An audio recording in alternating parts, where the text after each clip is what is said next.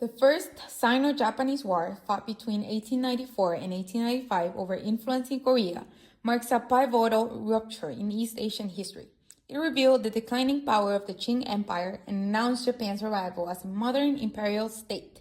The war's brief but decisive campaigns reshaped borders, populations, and political trajectories across Korea, Taiwan, and China, and set the stage for 20th century struggles over sovereignty and memory.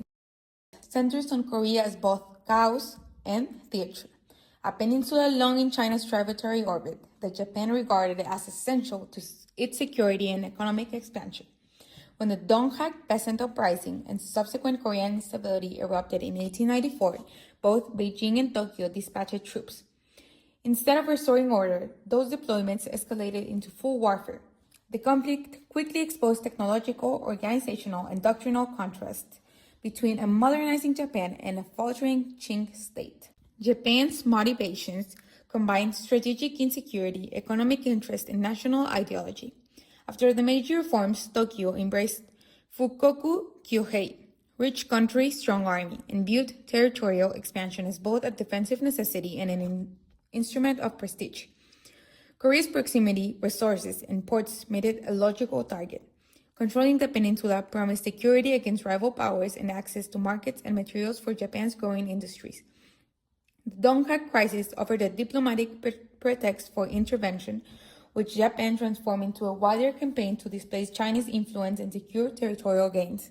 For Koreans, the war meant immediate devastation, battles, occupation, civilian displacement, and the disruption of agricultural cycles. Although the Treaty of Shimonoseki nominally recognized Korea as independent, in practice, Japanese advisors and commercial interests rapidly inserted themselves into Korean governance, undermining sovereignty and paving the way to eventual annexation in 1910. For Chinese soldiers and civilians, defeat exposed the Qing military's obsolescence and produced national humiliations that catalyzed reformist and revolutionary currents. Japan's military victories, especially at sea, it allowed to impose harsh diplomatic terms and territorial transfers that translated military success into colonial rule. The nation combined military occupation, trade coercion, and institutional control.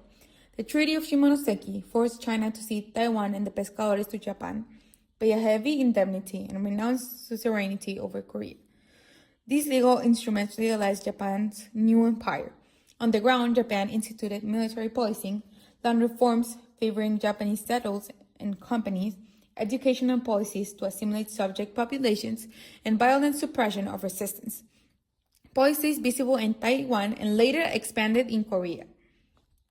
Resistance and the long-term consequences followed different paths across territories. Korea experienced organized nationalist resistance culminated in the 1919 March First Movement, which, despite brutal repression, consolidated a modern independent movement and national identity. In Taiwan, anti-colonial rebellions were suppressed violently, but decades of Japanese rule also produced infrastructural and institutional legacies that complexly shaped later political development. In China, military defeat intensified calls for comprehensive reform and contributed to the collapse of the Qing dynasty in 1911. Intellectual and political movements that followed were framed by a deep sense of humiliation and urgency to modernize. Regionally, the war shifted East Asia's power balance. Japan's expansionism, legitimized by military success, foreshadowed further imperial ventures and seeded historical grievances that affected diplomacy and collective memory today.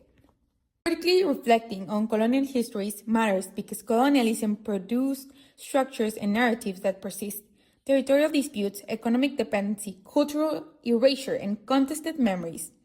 Honest historical inquiry uncovers how power, violence, and legal instruments, treaties, occupations, institutional reforms were used to justify domination. Confronting this past enables society to understand root causes of present inequalities, to recognize the experience of the colonized, and to pursue reconciliation or reparative policies grounded in historical truth rather than myth. Only through such reflection can we address the long shadows cast by conflicts like the First Sino-Japanese War.